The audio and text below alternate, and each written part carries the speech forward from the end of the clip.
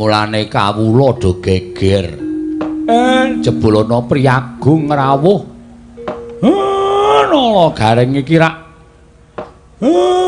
Begawan Durna to. Apa ora cetha apa, Pak? Kacamataku ora tak agem. Waduh. Mula rada ora cetha. Nggih, Begawan Durna, Pak. Mburi kae Patih Sengkuni. Kerawan Priyagung. Monggo penjake ora ganter-ganter, pitike jago rada tarung kok tamu kok delidir ya, Tru. Heeh. Penemban Durna karo Patih Sengkuni, Gong. Penemban Durna karo Patih Sengkuni. Wes ketekan virus corona iki. Kok karo piyayi kok omongane kaya ngono. Wis ta, wis ketekan iki wong sing iso disusupi jiwane mesti modar. Mula ngungkuli virus. Aja nek krungu piyayine nesu lho. Ora wedi aku. Ora wedi ning nek duka ndak ora prayoga kedadiane. Penemban wilujeng rawuhipun. Gandak bleguduk suaru gembal. Sumarante, hawela. Iya Semar. Slamet tekaku ning Sambikala. Aku ngaturake basaku katur marang kowe ya Semar. Nggih, kula tampi. Dipun sekecaken Penemban. Oh iya wis ora kurang prayoga praptaku ning Karang Kadempel dina samengko iki Semar. Regena Patih Sengkuni katuran karaharjan rawuhipun. Iya. Kakang Semar, slamet tekaku. Aku ngaturake basaku katur ya Kakang Semar. Nggih, kula tampi. Dipun prayogakaken lenggahipun ya wis ora kurang prayoga. Nyuwun pangapunten gandeng. Mriki menika namung dusun benten kaliyan negari utawi benten kaliyan keraton. Mila sarwa-sarwi cumpen sarwa-sarwi awon kawontenanipun boten trep menawi kinarya pelengganipun piyayi-piyayi kados panjenengan. Wis ora dadi ngapa? Ora dadi ngapa? Aku wis ngerti ukuran kekuatanmu iki, aku wis ngerti. Kekuatane Semar minangka dadi Panakawan, kekuatane Semar minangka dadi Batur ki kahanane kaya ngapa aku wis ngerti. Mula ora usah dadak njaluk ngapura. Wis memper nek kowe kuwi ora duwe, wis memper nek kowe kuwi melarat, wis memper nek kowe iki sarwa kekurangan, wis pas nek kowe iki sekeng. Mula ora usah dadak njaluk ngapura. Aku mapan ning kene iki wis sak lumrahe. Ngetrapke karo awakku. Yen aku mapan ning kraton mestine aku lungguh nganggo wujuding dampar sing dilemeki nganggo babut. Nek ning kene wujude nganggo lincak kaya ngene iki wis sak trepe. Mergo kowe iki ya wong ora duwe tenan. Sabar lho, Tru. Sabar lho, Gong. Omong apa to? Lho kowe iki foto. Wah, kowe iki parah tenan, Gong. Aku ora paham. Nek ngerti nek krungu mesti nesu. Muni piye? Kosike. Dumo dirungokke. Walah, headsetku ora tak copot. Wah. Duwe headset anyaran dienggo terus tok tancepke apa? Radio cilik. Wo. Kudu HP to. Ora kuat Ora kuat tuku HP kok nganggo headset. Muni ora? Ora ya mengko ngilangi curek. Wo. Dijiki Gong. Rumangsaku kok. Mboten napa-napa, sak kersa panjenengan. Lah iya kowe kudu ngakoni, kowe kudu ngaku. Lan kowe kudu ndodho marang kahananmu. Nggih. Mula Semar, biyen dek nalika kowe arep tak boyong ning negara Ngastina kowe tak dadekke pamomonge para Kurawa kuwi manuta. Kowe gelem mo. Yen kowe gelem dadi pamomonge para Kurawa jaman semana kowe tak boyong kowe gelem. Kowe ora milih para Pandhawa minangka dadi pepundenmu. Uripmu ora kaya ngene iki, uripmu ora sarwa sekeng kaya ngene iki. Aku ngerti. Kowe iki saya pucet ki mangan mesti ming maune sedina ping 3 saiki ming sedina pindho ta. Mergo sarwa kekurangan. Aku wis paham, aku wis ngerti. Nuwun sewu, mbok ampun ngoten ta Kakang. Sia-sia. Nek Semar mangunekke kaya ngoten niku iso sabar. Ning sing teng mburi nika sing nyemelangi. Sampeyan kula arep sampeyan nggawa Sata Kurawa 100 cacahe. Apa kira-kira anak-anak Semar niku nek ajeng amuk iso ngalahke Kurawa 100? Mboten iso. Ora ana wong menang musuh wong 100, wong 3 menang musuh wong 100 mboten dadi kelampar. Nggih sampun monggo kula tak rasah omong. Mboten tak omong. Nggih, pun mboten napa-napa. Lah sakniki kula tak takon. Kowe arep takon apa? Sampeyan rawuh mriki niku karep sampeyan dhewe napa diutus sinuwun Ngastina? Iki ngene Semar. Nek aku duwe perlu dhewe iki jane aku perlu apa to karo kowe? Ora ora imbange ngono lho. Ing ngatasi aku ki pendhitaning ratu papanku ning kraton kok duwe perlu karo kere iki ra ya ora pas. Sing jenenge pendhitaning ratu ki nek ana keperluan ya karo pendhitaning ratu, saora-orane karo patih, saora-orane karo tumenggung, menduk-muduke karo bupati. Lah kok aku butuh karo pamomong ki butuh apa? Nek aku ora diutus dening anak Prabu Duryudana, aku ora bakal tekan kene. Oh nggih, dados rawuh sampean dipun utus. Ya, aku diutus dening anak Prabu Ngastina. Lah wigatosipun anak Prabu Duryudana kuwi ngimpi nyumpena nampa Sasmita yen to Jawata bakal matedhake kanugrahan. Monggo ing dadi lantaran tu medhake kanugrahan mau ora kejaba mung kowe Semar. Mula tumuli anak Prabu Ngastina utusan lawan aku. Ndangu lawan aku ditimbali sowan ning negara Ngastina. Ing wigati aku supaya prapta ning Karang Kadempel lan nakokke babakan wahyu kuwi mau. Lah, gandeng kowe wis ngerti apa kang dadi wigati ning Begawan Durna? Saiki kowe prasaja karo Begawan Durna. Wahyu mau jenenge apa? Yen pancen wis wujud jenenge lan ana keterangan ing kegumathok, aku njaluk wenehna karo aku, wahyu bakal tak bayang menyang negara Ngastina. Kuwi wigatine. Dening sak banjure, nek kowe nuduhake wahyu mau jenenge apa? Slamet uripmu. Dene ora? Oh, nuwun sewu lho Semar. Aku wis diparingi Purbawasisa dening anak Prabu Duryudana. Aku mung duta kok ora mung duta kongkonan, nanging duta ngrampungi karya. Dadi nek upama kowe nyelaki sarta kowe ora gelem nuduhake apa jenenge wahyu lan wigatine wahyu mau tumanjane eneng ngendi sarta ora entuk tak boyong, oh aja takon dosa apa kelakon. Durna nggunakake cara-cara sing kasar, Durna nggunakake cara-cara sing ora prayoga supaya kowe bisa menehake wahyu mau tak boyong menyang negara Ngastina. Wis kuwi wae sing dadi omong aku. Kokean ndak ora ana perlune. Mergo aku nek omongan karo kere iki tak bakal. Kurung ora, Go? Heeh. Nesu ora kowe? Ora. Semar dunekke ngono kuwi kira nesu. Semar ki kere tenan ora? Ayo kere tenan. Ayo wis. Ngono kok digawe angel. Wong aku melu Semar ki getun kok. Lho. Getun mergane. Saiki tak takon, Semar ra kudune jarene wong-wong kuwi do ngandhake Semar ki titising sanggiwange Semanta. Ismaya. Hah? Ismaya. Ada dewa. Endi nyatane? Anak dewa kok saya kere. Kowe karo aku omahe saya cilik. Nggo ngragati sekolah anak-anak. Piye wis kuwi? Aku ki jane getun upama ana sing ngepek aku, dadi anak ana aku trima melu sing ngepek aku aja. Ning angsare gedhe. Aja didelok saka bandane, aja didelok saka ukuran bondo donya lho derajat pangkat. Kowe melu Semar ayem to? Ora. Ayem ngono. Ayem apa wong utange wae akeh kok ayem. Petro, dalem, Pak. Bagong aja tok jak omong, lakbanen cangkeme. Saya suwe kok neng ati saya ngregetke. Kok sik do meneng aku tak wangsulan. Nggih, ngatos-atos lho, Pak. Ngatos-atos lho, Pak. Ngati-ati lho, Pak. Ora satok elek aku ora butuh karo kowe. Nesu, Bapak. Arepmu nesu, Bapak nesu ora dianggep anak, ora masalah. Lunga ta? Lunga nendi? Lunga terus bali meneh. Percuma. Nuwun sewu, pancen leres. Kula menika nampi sasmitaning dewa. Ning nuwun sewu lho. Semar niku mung dadi lantaran. Tegese Semar ya durung weruh napa ta sing disebut kanugrahan niku wau jenenge napa, tumanjane teng pundi niku kula dereng saged ngertos. Dadi nek upama enten titah sing pun nampi sasmitaning dewa kudu nggayuh kanugrahan. Lho nuwun sewu, dinteni wahyaning mangsa kala. Mangke nek kula wis entuk sasmita saka dewa, nek pancen kula wis diparingi sasmita, iki lho titah sing kudu nampa kanugrahan, iki lho sing titah kudu nampa kanugrahan menika mesti kula paringke. Tur nuwun sewu lho Penemban. Wong gayuh kanugrahan kok njaluk niku cara pundi kula tak takon. Wong gayuh wahyu kok njaluk niku cara pundi kula tak takon. Selagine ngelmu mawon kelakone kanthi laku lekase lawan kas tegese kas nyantosani setya budya pangekese durhangkara. Lakoni lakune ora ana tumanjane apa-apa. Ngoten. Lah niki wahyu.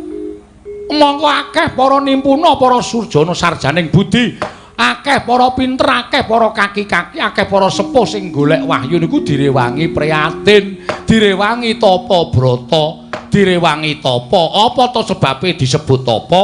Niku ngrasake wong sak tata apa-apa. Tegese ngrasake wong-wong ora duwe, ngrasake kaya dene wong sing kekurangan, ngrasake kaya dene wong sing ora kecukupan. Wong apa? Ngoten. Lah wigatine napa? Resik jiwa lan ragane. Sing jeneng menungsa niku mboten wonten sing suci, mboten ketang sithik mesti kelepetan dedusan. Supaya dadi wong suci niku kudu nglenggana dhateng saking reh dosa sing wis dilakoni, sranane kudu masuh lair lan batine. Kanthi sarana priyatin. Mboten kok priyatin to apa brata niku njaluk karo sing mbau reksa, sing tunggu kali kene aku wene ana kekuatan, sing tunggu guwa kene aku ana kekuatan. Mboten, ning golek papan sing sepi, sing ora ana swara apa-apa supaya gedhekke nggone wiridan ngagengaken asmaning Gusti, supaya Gusti paring pangapura saking keluputan. Niku nek wis resik niku lagi entuk wahyu niku pantes. Angka 2. Wong kedunungan wahyu niku nuwun sewu, nek satriya ya kudu netepi kasatriyane sing kanthi apik, netepi kewajibane sing kanthi becik. Nek dadi ratu ya ratu sing apik, nek dadi satriya sing apik, nek dadi lurah sing becik, nek dadi bupati sing apik. Niku bakal entuk kanugrahan mbuh wujud napa. Merga wis iso nglakoni kewajibane kanthi apik, mboten kelepetan dedusan. Nek dadi pendhita sing apik, aja pendhita sing suarane kaya kertas kaya ngoten niku. Nek sampean kaya ngoten niku ora diajeni karo sak pepadane. Sing diajeni ming serban kali ketu sampean le putih. Ning ati sampean lecek, ati sampean kebak wulu, ati sampean kebak drengki srei panasten patiopen dahwen. Niku mboten apik penemban. Dan tur wong kedunungan wahyu niku kudu iso nglakoni 3 perkara. Mangrungokke, mboten kula mejang karo pendhita ampuh mboten. Ning ming tukar kawruh, muga-muga kawruh Semar niku iso dienggo penemune Begawan Durna, iso dienggo tambahan ilmu sampeyan. Wong arep kedunungan wahyu kuwi duwe watak 3 perkara. Inggih menika wujudipun lila, wani lan kurban. Ngoten. Lila niku wong urip ning alam padang niku lila karo uripe kudu ikhlas ngelingono. Nek urip niku ming sakderma diparingi, ora njaluk, ora ngemis, ora utang. Sing maringi sing gawe urip.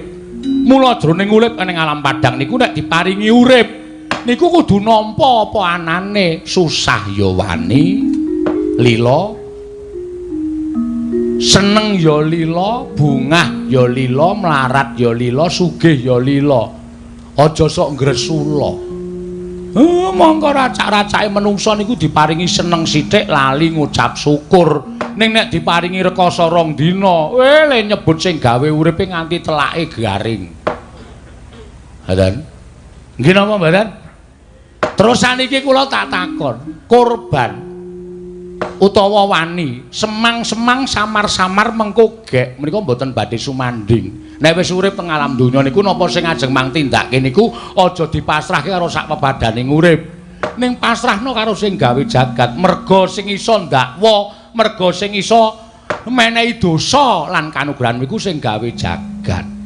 Upamane kula ajeng tumindak mitulungi karo maling niki angel digagapi. Ngoten. Maling niku salah. Maling niku kleru, ning kok tak tulungi. Mergane sareng kula takoni apa sebabe kowe maling? Merga wis ora duwe kepinteran, ora iso nyambut gawe, mongko anake kejet-kejet arep mati. Wong maling sing tanggung jawab ki maling goleki sandang pangan anak sing arep mati ngoten niku nek ditutuki wong napa sampean mentala. Lah carane leh kula nulungi ya iki barang colongamu balekno. Nek kowe butuh apa-apa njaluk aku. Ora ketang aku ora duwe, ning sing becik anakmu tetep urip. Ngoten. Nggih mboten? Sing kaping 3 niku kurban. Kurbaning lahir, kurbaning batin. Kurbaning lahir menika dana driyah, weweh, tetulung dateng sak pepadane. Ngoten. Tetulung dateng sak pepadane menehi sandang wong kawudan, menehi payung wong kudanan, menehi buga wong kaluwen. Mongko tanpa pamrih sakniki wis ora enek. Ora enek wong ngekeki tanpa pamrih niku pun mboten nonton. Pun kula tak takon. Ujaring para sepuh nek tanganmu tengen menehi tanganmu kiwa, aja nganti weruh niku gombal wis ora enten. Racak-racake oke-oke wong sugih menehi akeh ning mesti ana tembunge kula mangdongake waras, kula mangdomake rezekine akeh. Niku tegese nyumbang wis ora lahir batin, mergo dadi dol tinuku, duwe didol dadekke donga. Kok kaya aku ya? Lah. Sampeyan malah krasa dhewe to. Mula nek njaluk kanugrahan gayuh wahyu niku ampun njaluk ning budidaya. Lah sinuwun Ngastina mboten kersa ngerkaos anane nek entuk sasmita wahyu niku terus wongkonan dumeh dheweke dadi ratu, dumeh dheweke iso dawuh, dumeh dheweke iso kongkon maha rekasa. Emoh masuh lair lan batine. Ampuk tekan jaman sok kapan mawon nuwun sewu bumi niku tangkep karo langit. Ratu Ngastina menika mboten ajeng entuk wahyu pun. Nek nganti omongane Semar niku merucut mboten enten nyatane. Mang suwek-suwek niki cangkeme Semar. Wes, Semar Badranaya.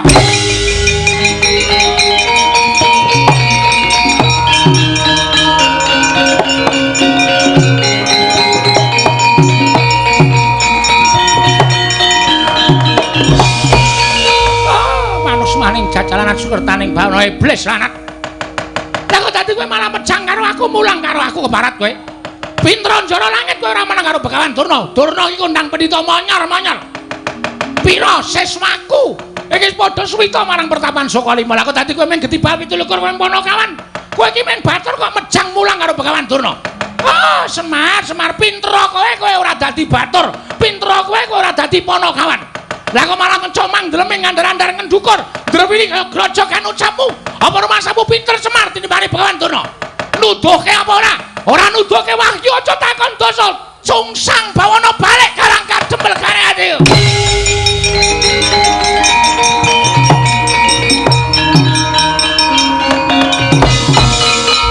Gong. Kowe arep ngopo, Le? Bagong arep ngopo? Aku ora ngopo-ngopo mung nang kene kithok kok. Ya wis. Ngegol-goli senengane. Aku ki arep nesu. Ya wis gek nesu. Sik, tak salin. Ya. Wah, nganggo koloran abang iki kostum duel. Oh iya.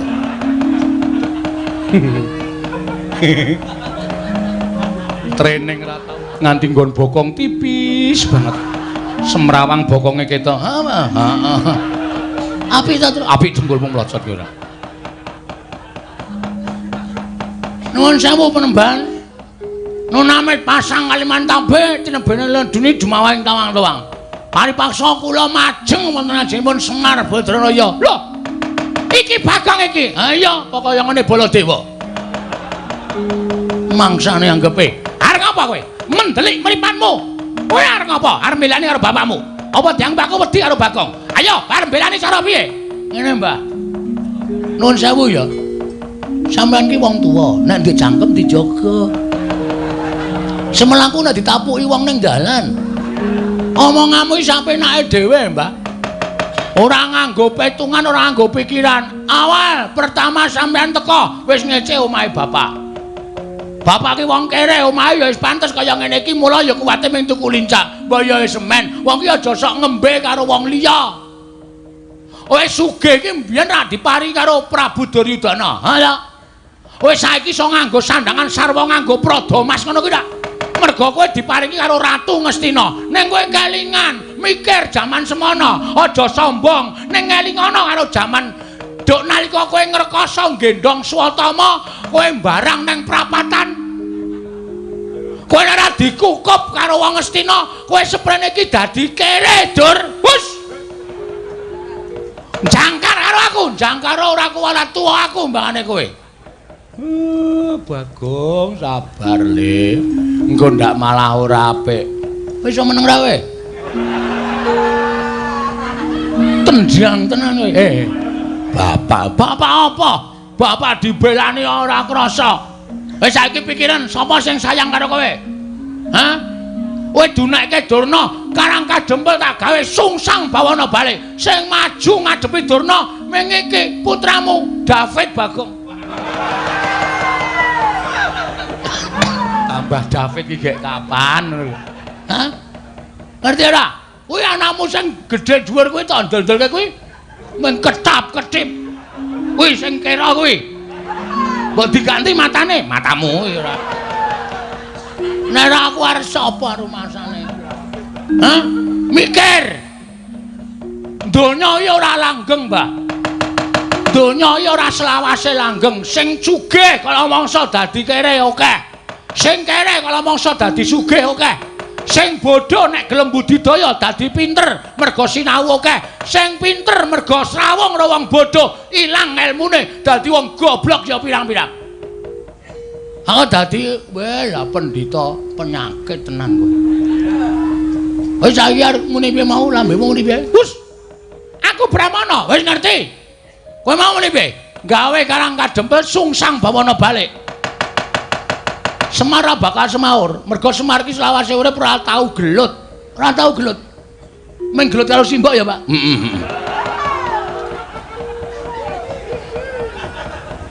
Sumo ya? Heeh.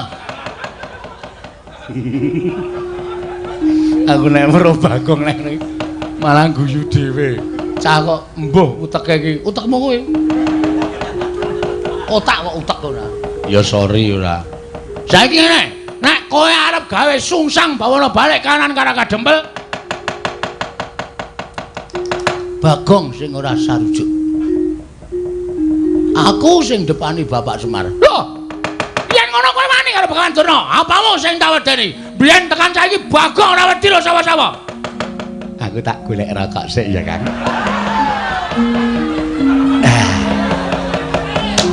Kalau mau pun tumbas mentol.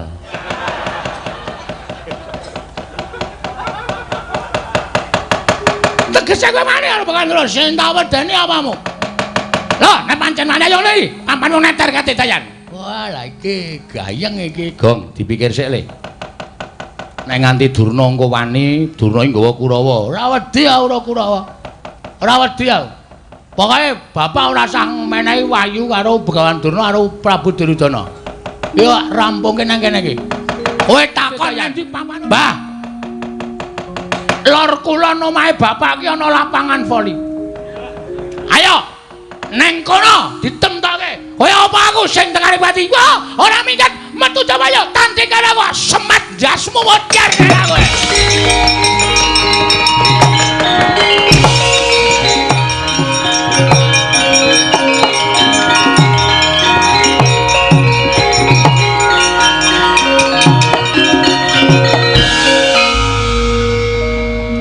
Kok kowe kok ora merana ki ngapa?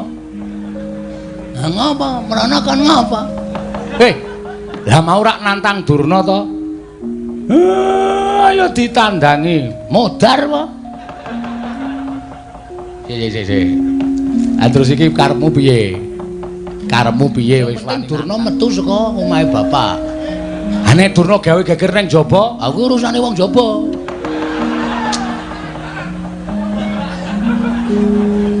Gong, kowe iki ora edan lho. Iki serius lho, Gong. Durna nggawa Kurawa 100. Nek kon ngrusak Karang Kadempel tak kira ora nganti 3 kedheping netra, Karang Kadempel mubal dadi geni. Kowe omongan kaya ngono iki rumasamu ora ngembet katetremane wong sak Karang Kadempel apa? Lho, maksud lu? Maksud lu? Kowe wani karo Durna. Terus sing digoleki kowe. Engko nek Durna metu ning jaba ngawe Kurawa, kowe ora ana, kowe ora gelem nandingi Durna. Durna saya nesu, Bagong ming lambene tok wani omong tok ora nyandhaki aku Kurawa. Kabeh omahe kawula dobong. Lah, kawula sing ora ngerti kentang ki mulih lelakon kelangan omah. Piye to? Caramu mikir piye to? Terus aku kan ngapa? Lho, kowe wis wani nantang ki metu njaba tandang ana. Lah nak wani, nek ora? Aku dadak omong, anggere cangkeme. Wong ndecang omong-omong, kowe iki ngapa? Sing penting wani sik perkara engko len nandangi mikir. Bangane kowe bapak dunekke Semar, karang kadempel tak bumi angus, kowe plendas-plendus. Gareng ki malah ora berubah sithik-sithik, mung mangan kuwaci wae ki mau. Klecak-klecuk. Nyemeng karang yang lem. Wis saiki piye carane kaya ngene piye? Oh kowe kuwi sing gagal temandang. Omo aku nek musuh Kurawa kalah. Sik. Ada ide? Aja apa? Ada ide? Ada ide apa? Putra-putra Pandhawa kon ngapa? Oh iya ya. Ndara Antarsena, Ndara Gatotkaca, Ndara Antarja. Lah engko terus supaya Ndara Pandhawa ki do duka, aku sing gawe masalah. Sing gawe ukara aku. Carane to tindak mrene sik. Ya kowe sing kono. Nuwun, Den. Yo. Sapa gong tamune? Gawan Durna. Ning pun metu, pun medal. Lho, wis lunga. Mpun sampean kan tindak mriko. Yo, ya sangu tak rono, nggih. Lah tenan ta, dintekke tenan ta. Lho, apa niki tempe niki leng goreng kulae. Donggo jagongan. Wong tempe dipangan Bendoro kok ora entuk. Joli lho. Ya. Awi do mriki. Ya aku tak mrono tak sowan bapakmu.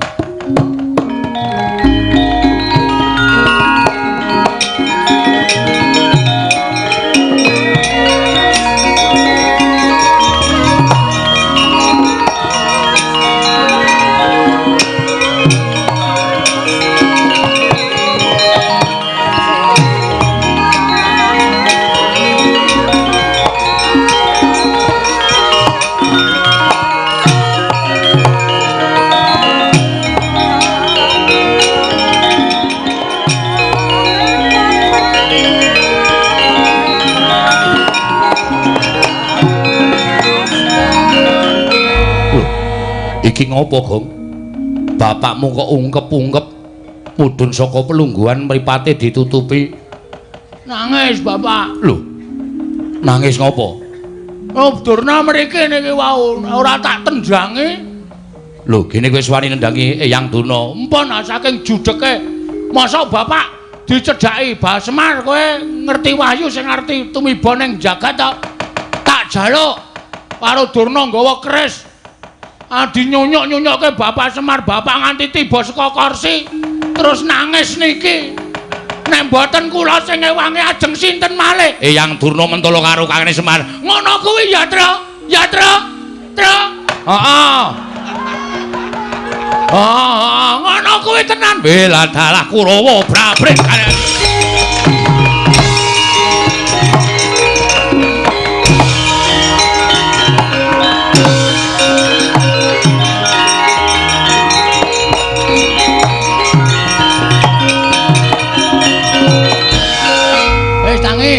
Sangi.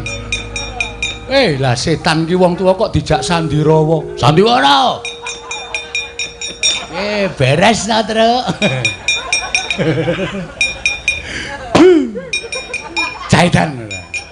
Oh ya Idan, ora. Ketok jengkengke. Nanti kaya bulus, bulus dengkulmu. Nek ora ngono ndak ora nesu putra-putra Pandhawa. Ndara Antarsena iki putrane Ndara Werkudara. Ndara Gatotkaca putrane Ndara Werkudara. Ndara Antarja putrane Ndara Werkudara. Ndara Werkudara itu kuwi muridé Begawan Durna. Nek ora dinganane iki do ora wani ngantemi Durna. Ndara Antarsena nesu tenan lho, Gong. Ben. Eyang Durna ajar ngono kuwi brubut mlayu banter banget. Ben, nek diajar tenan, ya men. Nek Eyang Durna lara, wis kuwi sing tak jangka. Nek nganti engko dinyunyuk nganggo banyu sungut kae. Nyut Durna klekar mati. Aduh. Durna mati, Ndara Werkudara prisa Antasena mateni Durna bapakku. Sing ngakon sapa? Semar. Semar dipularasara karo Durna. Semar ngaku, aku mung dikon Bagong, kowe goleki Ndara Werkudara. Mbok cangkeme sing apik, Tru. Ora usah ngedeg-degi ngono kuwi lho. Wis iki niri Indonesia apa? Apa? Skenarione sapa? Skenario sapa? Ayo kuwi dalan critane kok ngono kuwi. Ora. Wis pokoke aku kok tanggung jawab. Bagong dalem Bapak. Wah. Ngono kuwi lho anak ki ngono kuwi. Nek iso ya kowe aja meneng bae. Terus kowe obah. Iya. Maju apa mundur? Tegese obah kuwi kowe